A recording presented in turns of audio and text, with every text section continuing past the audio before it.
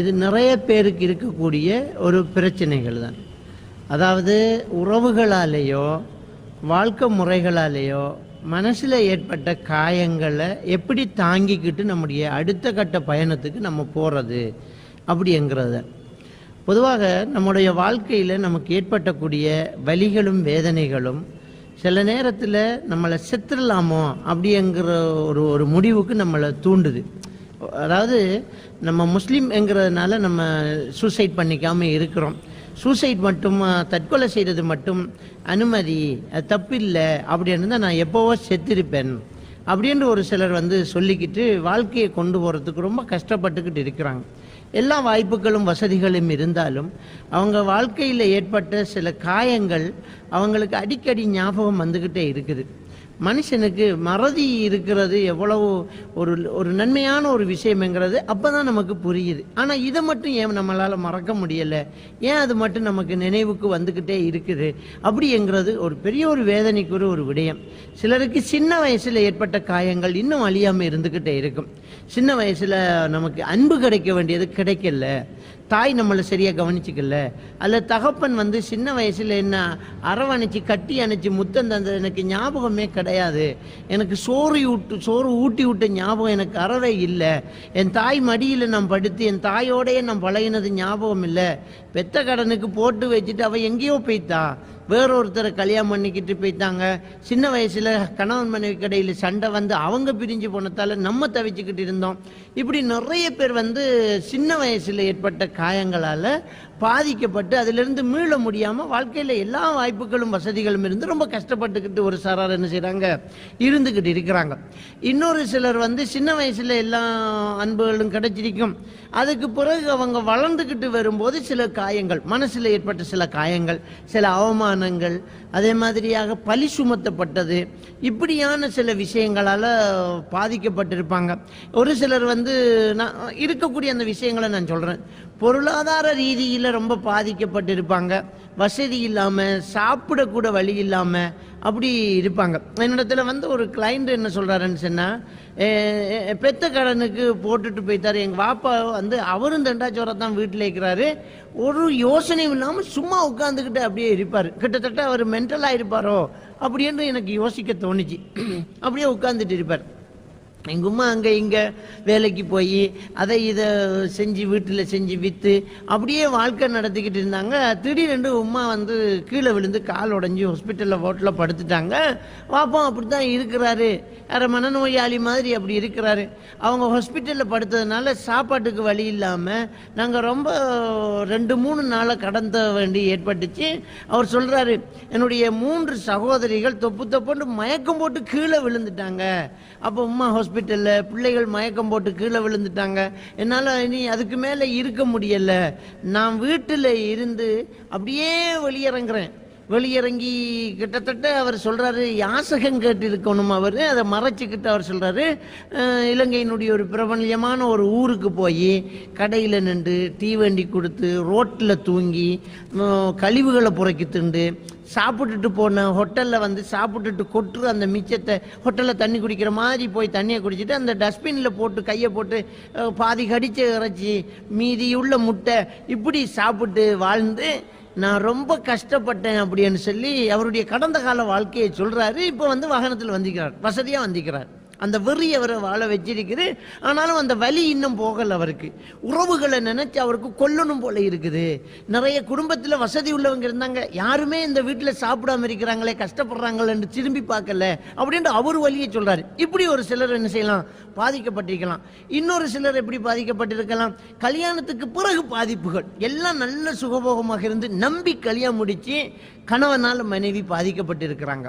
அவன் என்ன செய்யலாம், கண்ணு முன்னாடியே ஒரு பெண்ணு தன்னுடைய அந்த வேதனையை சொல்றாங்க. எப்படின்னு சொன்னா, புருஷன் பக்கத்தில் தலைவலி, வயிற்று வலி, வேதனையா இருக்குது, பல்லு வலியா இருக்குது அப்படின்னு நான் துடிச்ச சந்தர்ப்பங்களை எல்லாம் என்னை பார்த்துட்டு அப்படியே பேசாமல் இருப்பார்.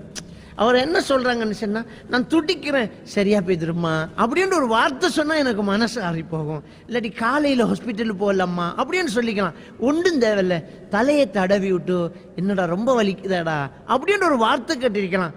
ஒன்றுமே கேட்காம நான் ரொம்ப துடிப்பேன். பக்கத்திலேயே படுத்துட்டு போனை நோண்டிட்டு இப்படி திரும்பி பார்ப்பாரு. பார்த்துட்டு திரும்ப அந்த போனை தொடராரு. இதை இப்படி செய்யறாரேன்னு நான் இருந்தேன். அப்ப கூட எனக்கு வலிக்கல. ஆனா அவங்க உம்மாவுக்கு கால் வருத்தம் பண்ணோடனே அந்த காலை தூக்கி மடியில வச்சு அதுக்கு மருந்து பூசி விட்டு இப்ப எப்படி இம்மா இருக்குது அப்படின்னு அவர் ரொம்ப அவதிப்படுறாரு. அப்ப தாய் மேல அவருக்கு பாசம் இருக்குங்கிறது எனக்கு பொறாம கிடையாது, என் மேலையும் கொஞ்சம் பாசம் காட்டலையேங்கிறது ரொம்ப வலியா இருக்குது அப்படிங்கிறாங்க. சும்மா எக்ஸாம்பிளுக்கு ஒரு துண்டை நான் சொல்லிக்கிறேன்.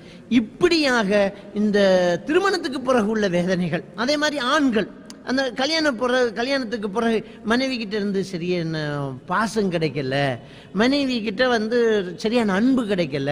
நான் வேலை விட்டு வீட்டில் வந்தோடனே அவங்க சாப்பிட்டீங்களா, சாப்பிடுவோம்மா, லேட் ஆகட்டுமா, ஏதாவது டீ தரட்டுமா, தண்ணி குடிக்கிறீங்களா, ஓடி என்கிட்ட சேர்றதுக்கு அவங்களுக்கு ரொம்ப லேட் ஆகுது. ஏன்னா அவன் சகோதரிகளோட பேசிட்டு இருக்கிறாங்க, தோழிகளோட பேசிட்டு இருக்கிறாங்க, டிவி பார்த்துட்டு இருக்கிறாங்க. நம்ம பாட்டுக்கு நம்ம எல்லாம் ட்ரெஸ் சேஞ்ச் பண்ணிட்டு வாஷ் பண்ணிக்கிட்டு உட்கார்ந்து வெயிட் பண்ணிட்டு இருக்கிறோம். நம்மள்கிட்ட என்ன வேணும் என்று கேட்கறது கூட ஆள் இல்லை. ஒரு ஹோட்டலில் போய் உட்கார்ந்தா வெயிட்டர் ஓடி என்ன சார் வேணும்னு கேட்பான். ஆனால் வீட்டில் போய் இருக்கிறோம், வைஃபும் என்னன்னு கேட்கலையே அப்படின்னு ரொம்ப வேதனைப்பட்டு அப்படி ஒரு கஷ்டம். இப்படி ஏகப்பட்ட பிரச்சனைகள், மனசுல ஏற்பட்ட காயங்கள், வலிகள். இந்த வலிகளை தாங்கிக்கிட்டு திரும்ப எப்படி வாழ்றது? இருக்கிற பணத்தை அனுபவிக்க முடியல, ஆக்கின சோத்தை தின்ன முடியல, ருசிக்க முடியல, நண்பர்களோட பழக முடியல, வாழ்க்கையில எதையோ தொலைச்சிட்டு அவதிப்படுற மாதிரியான ஒரு ஃபீலிங். ரொம்ப பேருக்கிட்ட சிரிப்பு இல்லை, மூஞ்சி மும்மன்னுக்கிட்டு இருக்குதே, ஏன் இவன் இப்படி இருக்கிறான்னு நம்ம யோசிக்கிறோம். அவன் ரொம்ப வேதனைகளை அப்படியே சுமந்துக்கிட்டு இருக்கிறான். அவன் உடம்புல ரத்தம் ஓடுதோ இல்லையோ, அவன் உடம்புல மனசுல வலி வளர்ந்துக்கிட்டே இருக்குது, அவன் உடம்பு பூராக வேதனைகள் ஓடிக்கிட்டே இருக்குது. இப்படி ஆண்கள் பெண்கள் என்று நிறைய பேர் இன்றைக்கு வாழ்க்கையில சொல்லணும்னா துயரங்களுக்கு உள்ளாகி இருக்கிறாங்க. யாருக்கிட்ட சொல்றதுன்னு தெரியல. பொண்டாட்டிக்கிட்ட சொல்ல முடியல, புருஷன்கிட்ட சொல்ல முடியல, டாக்டர்கிட்ட போய் சொல்ல முடியல, நண்பர்கள்ட்ட சொல்ல முடியல, சமுதாயத்தில் சொல்ல முடியல. அவ்வளோ வேதனையை அள்ளி கொண்டு ஒரு கவுன்சிலர்கிட்ட சொல்லி வேதனைப்பட்டு அழுது புலம்பக்கூடிய இந்த மக்களுக்கு, அல்லது இதை வச்சுக்கிட்டே வேதனையோடு இருக்கிறீங்களே அவங்களுக்கு நான் சொல்லக்கூடிய ஒரு விஷயம்தான் இன்றைய நிகழ்ச்சி. தொடர்ந்து நிகழ்ச்சியில் இருங்க. இதை எப்படி நம்ம தனிச்சுக்கிறது அப்படிங்கிறத நாங்கள் பார்க்கலாம். முதல் விஷயம், இந்த வலியும் வேதனை நமக்கு தீர்ந்து போறதுக்காக நாம செய்ய வேண்டிய ஒரு முதல் விஷயம், கலாக்கதருடைய நம்பிக்கை ரொம்ப அவசியமானது. கலாக்கதரை நம்ம நம்பணும். அல்லாஹ் தஆலா திருக்குர்ஆன்ல சூரா அல் ஹதீத் 22வது வசனத்தில் சொல்லும்போது, மா அஸாப மின் முஸீபத்தின் ஃபில் அர்தி வலா ஃபி அன்ஃபுஸிக்கும் இல்லா ஃபி கிதாபின் கப்ல அன் நப்ராஹா. உங்களையும் இந்த உலகத்திலேயே நடக்கிற ஒவ்வொரு விடயங்களும், உங்களையும் இந்த உலகத்தையும் படைப்பதற்கு முன்னாலேயே நாங்கள் எழுதிட்டோம் அப்படின்னு அல்லாஹ் தஆலா சொல்லி காட்டுறோம். அப்ப நம்ம வாழ்க்கையில நடந்து முடிஞ்ச விஷயங்கள் எல்லாமே அல்லாஹ்வுடைய சித்தப்படி, அல்லாஹ்வுடைய எழுத்துப்படி, அல்லாஹ்வுடைய நாட்டத்தில் கலாக்கதில் உள்ளதுதான் நடந்துச்சு. நம்ம ஈமான்கொள்ற 6 விஷயத்துல கலாக்கதிர ரொம்ப முக்கியமான ஒரு விடயம். அல்லாஹ்வுடைய விதி, அல்லாஹ்வுடைய எழுத்து, இது முக்கியமான ஒரு விடயம் அப்படிங்கிறத நாங்கள் எல்லாரும் தெளிவாக புரிஞ்சு கொள்ளணும். அப்ப நம்ம வாழ்க்கையில லைஃப்ல நடந்ததெல்லாம் கலாக்கதிர், அல்லாஹ்வுடைய எழுத்து இது அப்படிங்கிறத நாங்க நம்பி ஆகணும். அதை நம்பும் போதே நமக்குள்ள ஒரு ஒரு கேள்வி வரும், அட இது அல்லாஹ்வுடைய கலாக்கதிரி எழுத்துன்னா எனக்கு மட்டும் ஏன் இந்த சோதனை வரணும்? ஏன் எனக்கு மட்டும் இப்படி இருக்கு? எல்லாரும் நல்லா இருக்கிறாங்களே, அன்பா இருக்கிறாங்களே, எனக்கு மட்டும் ஏன் இப்படி வரணும் அப்படின்னு நம்ம யோசிப்போம். நானும் சரி, நீங்களும் சரி, நம்ம யோசிக்கிற விஷயம் என்னமோ உண்மைதான். ஆனா நமக்கு மட்டும் இந்த வழி, மற்றவங்களுக்கு வேற வழி. எல்லாரையும் அல்லாஹ் சோதிச்சுட்டு இருக்கிறான். அதை நம்ம கண்டிப்பா புரிஞ்சு கொள்ளணும். ஒவ்வொருத்தரையும் ஒவ்வொரு விதமா அல்லாஹ் சோதிக்கிறான். ஆனா கண்டிப்பா அல்லாஹ் இரக்கத்துல தான் இதை செஞ்சுக்கிட்டு இருக்கிறான். அல்லாஹ் ரொம்ப இரக்கம் உள்ளவன், அல்லாஹ் கருணை உள்ளவன். நம்மளை ஏன் இப்படி சோதிக்கிறான்? நாங்க இந்த கட்டங்களை தாண்டும் போதும் அல்லாவின் பக்கம் நாம நெருங்குறோமா அப்படிங்கிறதுக்காக நம்மளை சோதிக்கிறான். அப்ப முதல்ல நாங்க தெளிவாக புரிஞ்சோம், இது அல்லாஹ்வுடைய ஏற்பாடு, யாரையும் நம்ம கோபிச்சு கொள்ள தேவையில்லை. ரெண்டாவது விஷயம், இதுல இருந்து நம்ம மீள்றதுக்கு நமக்கு இருக்கக்கூடிய ஒரு முக்கியமான ஒரு விழுது என்ன, அதை தாங்கக்கூடிய இந்த விழுதி என்ன, இந்த கஷ்டத்தை நம்ம எப்படி தாங்கலாம் அப்படின்னு சொன்னா, நமக்குள்ள நடந்த ஒவ்வொருத்தருக்கும் ஒவ்வொரு விதமான காயங்கள் இருக்கலாம். சிலர் பெற்றோர்களால் பாதிக்கப்படலாம், சகோதரங்களால் பாதிக்கப்படலாம், நம்ம மனைவியால் பாதிக்கப்படலாம், பிள்ளைகளால் பாதிக்கப்படலாம், இந்த சமுதாயத்தால் பாதிக்கப்படலாம். இந்த காயம் என்பது நம்ம செதுக்கப்பட்ட காயம் தான், நம்மளை செதுக்கிற நேரம் சிதறிப்போன காயம் தான் அப்படிங்கிறத நம்ம தெளிவாக புரிஞ்சுக்கணும். அதாவது ஒரு கல்லில் ஒரு சிலையை செதுக்கிறான்னு வச்சுக்கோங்க. அந்த சிலையை செதுக்கினதுக்கு பிறகு அந்த கல்லுக்கு ஏகப்பட்ட மரியாதை. அதை எவ்வளவு பேர் வந்து பார்த்துட்டு போகிறாங்க, அதை பக்கத்தில் நின்று ஃபோட்டோ எடுத்துகிட்டு போகிறாங்க, அதை தொட்டு பார்த்துட்டு போகிறாங்க, அதை ரசிச்சுக்கிறாங்க. அது எவ்வளவு ஒரு புகழுக்குரிய ஒரு கல்லாக மாறுது.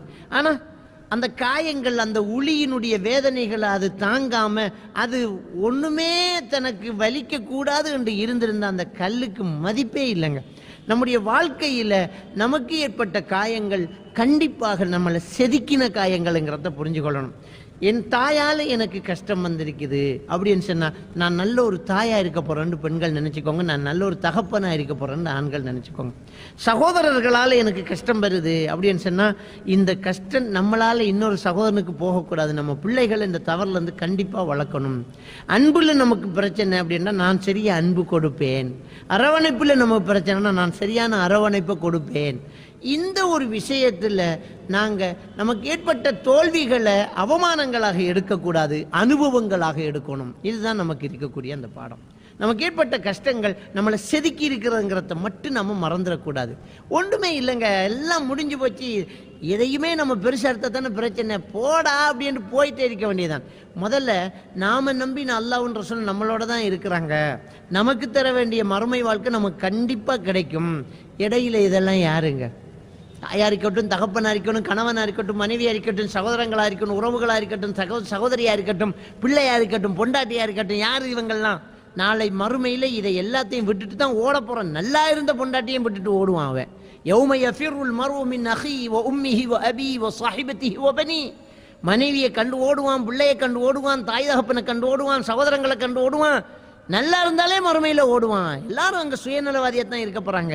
அதை மட்டும் தெளிவாக புரிஞ்சு கொள்ளணும். இவங்கெல்லாம் அன்பு காட்டலை, அரவணைக்கலை, ஆதரிக்கலை, தூக்கி எறிஞ்சிட்டாங்க, தூக்கி வீசிட்டாங்க, மதிக்கலை. என்ன இப்போ இதைத்தாங்க மறுமையில செய்ய போகிறாங்க, எல்லாம் ஓட போகிறாங்க. நமக்கு நம்ம செஞ்சதுதான். எனவே இந்த சம்பவங்கள் இருக்குத்தானே, நம்ம வாழ்க்கையில் ஏற்பட்ட இந்த காயங்கள் இருக்குத்தானே, இது நமக்கு அனுபவமாகணும். என்னால் எனக்கு சின்ன வயசில் அடுத்தவர்களால் பிரச்சனையா, நான் சின்னவர்கள் பாதிக்கப்படாமல் நடந்துக்குவேன். உதாரணம், சின்ன வயசில் எனக்கு என்னுடைய வாப்பா ஒரு சின்ன பைக்கில் வாங்கி தரல, இன்னைக்கு ஓடலைன்னு ஒருத்தருக்கு மனசில் கவலை. எனக்கு சரியான ஆசை, ஒரு சின்ன பைக்கை ஓடணுமென்ற சரியான ஆசை. என் தகப்பன்கிட்ட காசு இருந்துச்சு, அவர் எனக்கு வாங்கி தரல. நீ விழுந்துருவேன்னு சொல்லி வாங்கி தரல. என்னுடைய ஆசை தீர்ந்து போகிற அந்த வயசில் எனக்கு அது கிடைக்கல. இப்போ எனக்கு இருக்கிற வசதிக்கு 50 பைக்கு வேண்டி வைக்கலாம், ஆனால் ஓடக்கூடிய வயசை நான் தாண்டிட்டேன். ஆனால் நாம் ஒன்று செய்யலாம் பாருங்க, என்னுடைய பிள்ளைக்கு அந்த ஆசையை நிறைவேற்றி வைப்பேன். என்னுடைய பேர பிள்ளைக்கு அந்த ஆசையை நான் நிறைவேற்றி வைப்பேன். என்னுடைய உறவுகளில் இருக்கக்கூடிய ஒரு குழந்தைக்கு நான் என்னுடைய ஆசையை நிறைவேற்றி வைப்பேன். எனக்கு கண்ணுக்கு தெரிகிற தூரத்தில் ஒரு குழந்தை இந்த வலியோடு வேதனையோடு இருக்கக்கூடாது, அவனை கூட்டிட்டு போய் அந்த ஆசையை நிறைவேற்றி வைப்பேன். என் நண்பர்களுக்கு அட்வைஸ் பண்ண வேண்டாம், முதல்ல பிள்ளைக்கு ஒரு உதவியை செய்யடா, பிள்ளைக்கு ஆசைப்படுறத வண்டி கொடு, அப்புறம் உனக்கு வாங்கலாம் அப்படின்னு நான் அட்வைஸ் பண்ணுவேன். பிள்ளைகளை அவங்க வேதனைகளை சொல்லும்போது அதை கண்காணித்து, அதை கவனித்து, அதை கூர்ந்து, அதை நோக்கி என்னப்பா உனக்கு வேணும், நீ என்ன சொல்ல வாரன்னு கேட்பேன். அப்படிங்கிற ஒரு வெறி நமக்குள்ளே வந்துட்டேன்டா, நம்ம ஒரு நல்ல தகப்பன், நம்ம நல்ல ஒரு சகோதரன், நம்ம நல்ல ஒரு சிற்றப்பா, நம்ம நல்ல ஒரு பெரியப்பா, நம்ம நல்ல ஒரு நானா. புரிஞ்சுக்கோங்க. அப்போ நமக்கு ஏற்பட்ட காயங்கள் எல்லாம் நமக்கு அனுபவமாகணுமே தவிர அசிங்கமாக தெரியக்கூடாது. இது ஒரு முக்கியமான விஷயம். கல்லா கதிரை நம்புகிறோம், இது நமக்கு ஒரு அனுபவமாக இதை என்ன செய்யணும், மாறணும். மாறினா அதெல்லாம் தாங்கிக்கலாம். அடுத்தது நமக்குள்ள ஒரு சேலஞ்ச், ஒரு வெறித்தனமான ஒரு சேலஞ்ச் கொண்டு வரணும். நமக்குள்ள ஒரு வெறித்தனமான ஒரு சேலஞ்சை கொண்டு வரணும். அதாவது நான் சாதிப்பேன், நான் சாதிச்சு காட்டுவேன், நான் இதிலிருந்து மீண்டு வருவேன், இவங்க முன்னாடி நான் வாழ்ந்து காட்டணும். அப்படி சிலர் சாக தொடங்குறாங்களே, கோழைகள். எதுக்காக சாகணும்? எதுக்காக சாகணும்? நீ செத்துக்கிட்ட நீயே உனக்கு கொடுக்குற தண்டனை இல்லையா? அதான் அல்லாஹ் தூக்கி நரகத்தில் போகிறான். அவனை எனக்கு அவன் அநியாயம் பண்ணான்னா நான் சாகணுமா? எனக்கு ஒருத்தன் துரோகம் பண்ணான்னா நான் சாகணுமா? அவன் எனக்கு துரோகம் பண்ணுறான், நீ உனக்கு துரோகம் பண்ணுறியே, அது பெருசு இல்லையா? உன் உடம்பை நீ அழிச்சுக்கிறைய, உன் வாழ்க்கையை நீ முடிச்சுக்கிறைய, நீ செத்து போறதுனால உன் தாய் தகப்பன் அழ போறான், உன் நண்பன் அழ போறான், உன் மனைவி கத்த போறான், உன் பிள்ளைகள் செத்து போக போகுது, மனசால செத்து போக போகுதே. அப்ப நீ உனக்கு செய்யற துரோகம் உன் குடும்பத்தை செய்யற துரோகமா தெரியலையா? அவன் எனக்கு அநீதி செஞ்சிட்டான், அவன் எனக்கு துரோகம் பண்ணிட்டான்டா, அவன் கண்ணு முன்னாடி நம்ம நல்லா வாழ்ந்து காட்டணும். இது நமக்குள்ள இருக்கக்கூடிய ஒரு வெறித்தனமான சேலஞ்ச் ஒன்று வரணும். அடுத்தது, நமக்கு அநீதி செஞ்சவங்களுக்கு திருப்பி கொடுக்குற பெரிய அடி என்ன தெரியுமா? அவங்களுக்கிட்ட நாங்கள் நெருங்கி நல்லா பழகி அவங்களுக்கு உதவி பண்ணுறது தான். இதை விட வேறு ஒரு தண்டனை அவருக்கு இருக்கவே மாட்டாது. நம்ம பணத்தை சுருட்டிக்கிட்டு நம்மளை நடு ரோட்டில் நிப்பாட்டுறான் இல்லையா, அவனுக்கு ஒரு கஷ்டம் வரும்போது ஓடி போய் அரவணைச்சி அவன் தலையை தடவி அவனுக்கு ஒரு சாப்பாடு வேண்டி கொடுத்து பாருங்க. அப்பதான் நமக்கு செஞ்ச அநீதியை நினைச்சு நினைச்சு அவன் அழுவான். இவனுக்காடா நான் இந்த வேலையை பண்ணினேன், இவனுக்காக நான் அந்த அநீதி செஞ்சேன் அப்படின்னு அவன் நினைக்கப்படுறான். அதான் எதிரியா இருந்தாலும் நமக்கு அநீதி செஞ்சாலும் அவனுக்கு நாங்கள் ஒரு உதவி செய்கிற நேரம் அவன் திருந்துறதுக்கான வாய்ப்பும் அவன் உணர்றதுக்கான சந்தர்ப்பத்தை நம்ம திருப்பி கொடுக்குறோம் அவனுக்கு. ஆக நம்மளை யாரெல்லாம் உதறி தள்ளிட்டாங்களோ, உதவக்குறை ஆக்கிட்டாங்களோ அவங்கக்கிட்ட நம்ம அன்பு காட்டுவோம். இது ஒன்றும் நமக்கு என்ன செய்ய தேவையில்லை, பொருட்டே கிடையாது. நான் சொன்னேன் எக்ஸாம்பிள், புருஷன் அன்பு காட்டுறான் இல்லை, புருஷன் கவனிக்கிறான் இல்லை. நான் தலைவலியில் தூங்கி துடிச்சுக்கிட்டு இருக்கிறேன், என்னட்டு ஏதுண்டு கூட கேட்கல. ஆனால் அவன் உமாவை போய் அவன் ஓடி போய் கவனிக்கிறான், என்னால் இதை தாங்க முடியலை அப்படின்ற ஒரு பொண்ணு சொல்கிறான். அவனுக்கு, அந்த பிள்ளைக்கு, அந்த பெண்ணுக்கு நான் சொல்லக்கூடிய அட்வைஸ் என்ன தெரியுமா? இவர் இப்படித்தான் நினச்சிக்கோங்க, அவ்வளோதான். இவர் இப்படித்தான், அவ்வளோதான். அவர் குணம் இதுதான், அவருடைய பர்சனாலிட்டி இதுதான் நினச்சிக்கோங்க. அப்போ தான் மனசில் தாங்கிக்க முடியும். இவர் இப்படி நாய் என்றது விரட்டும் தான் குறைக்கும் தான் தெரிஞ்சு தான் நம்ம அதில் கோவப்படாமல் இருக்கிறோம். நாய் விரட்டும் தான், நாய் குறைக்கும் தான், அது நமக்கு ஒன்றுமே இல்லையே. நாய் விரட்ட தான் செய்யும், விலகி கத்திக்கிட்டு போயிட்டு நின்றுவோம், அதெல்லாம் மனசுக்குள்ளே வலிக்காது. ஆனால் நம்ம பிள்ளை நம்மளை விரட்டினா தான் நம்மளால் முடியலை. இப்போ என்ன நினைப்போம்? இவன் இப்படித்தான் நினைப்போம். விஷயம் முடிஞ்சு போச்சு. இந்த உலகம் இப்படித்தான், இவன் இப்படித்தான், அவர் இப்படித்தான், அந்த வானம் இப்படித்தான், அந்த பூமி இப்படித்தான், அந்த பொருள் இப்படித்தான், அந்த கத்தி இப்படித்தான் வெட்டும். இப்போ கத்திக்கு அடிப்போமா செருப்பால? அது அப்படித்தான் முடிச்சுக்கோங்க. அப்போ பிரச்சனைகள்ல இருந்து தீர்ந்துக்கிறதுக்கான ஒரு வழி இவர் இப்படித்தான் நினச்சிக்கோங்க, அவர் அப்படித்தான் நினச்சிக்கோங்க. நீங்கள் ரிலாக்ஸாக தூங்கலாம். நீங்கள் இப்போ அவர் முன்னாடி பல்லு வலின்னு சொல்ல வேண்டியதில்லை. ஏண்டி ஒரு மாதிரி இருக்கு, அது ஒன்றும் கிடையாது, நீங்கள் போயிட்டு வாங்க. நம்ம எதிர்பார்க்கவே தேவையில்லை. ஆனால் கண்டிப்பாக அவருக்கு திருப்பி கொடுக்குறது என்ன? அவருக்கு ஏதாவதுன்னா நம்ம கூட நின்றுவோம். அவருக்கு எப்போவாவது அவர் ஒரு நாளைக்கு உணர்வார் இல்லை, அப்போ அவருக்கு என்ன செய்யும் தெரிய வரும். தெரிய வராட்டி கூட நமக்கு ஒன்றும் பிரச்சனை கிடையாது. இவர் இப்படித்தான் போயிட்டே இருக்க வேண்டியதான். இப்போ நம்ம வாழ்க்கையை நம்ம என்ன செய்யலாம்? நம்ம ஒரு அழகான ஒரு ஃபிக்சருக்குள்ளே கொண்டு வரலாம், ஒரு அமைப்புக்குள்ளே கொண்டு வரலாம். என்ன, என்னுடைய மகளுக்கு நான் எப்படி மாப்பிள்ளை எடுக்கணுங்கிறதுல இதை கவனிக்க போகிறோம். இப்போ நம்ம இப்படியான ஒரு மாப்பிள்ளை வேணாம்ப்பா, தேவையில்லை அப்படிங்கிறோம். அப்போ நம்ம வாழ்க்கையில் ஏற்படக்கூடிய காயங்கள் எல்லாம் நமக்கு அனுபவமாக மாறி நமக்கு செதுக்குது, நமக்கு ஒரு பாடத்தை கற்றுத்தருது. நம்ம நல்லா வாழணும்.